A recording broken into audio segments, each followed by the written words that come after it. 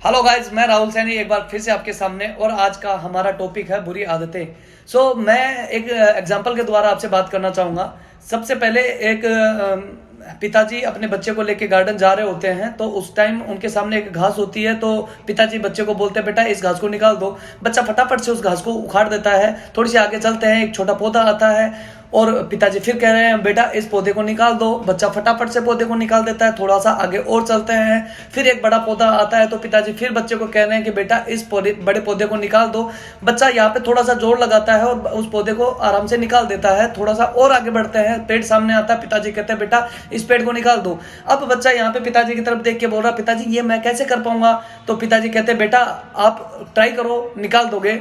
बेटा जोर लगाता है, बहुत जोर लगाता है, बहुत जोर लगाता है, पर नहीं कर पाता है। तो बेटा कहता है, पापा मुझसे नहीं हो पाएगा। अब यहाँ पे पिताजी उनको समझा रहे होते हैं कि बेटा बुराई ऐसे ही होती है, पहले घास की तरह, फिर छोटे पौधे की तरह, बड़े पौधे की तरह और फिर पेड़ की तरह।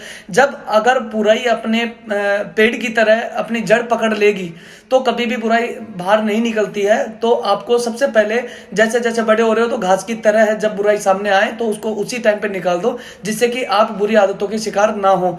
बुरी आदतें आपका भविष्य बर्बाद भी कर सकती है और अच्छी आदतें आपको आबाद कर सकती है। तो आपको सेलेक्ट करना है कि बुरी आदतों की तरफ जाना है कि अच्छी आदतों की तरफ।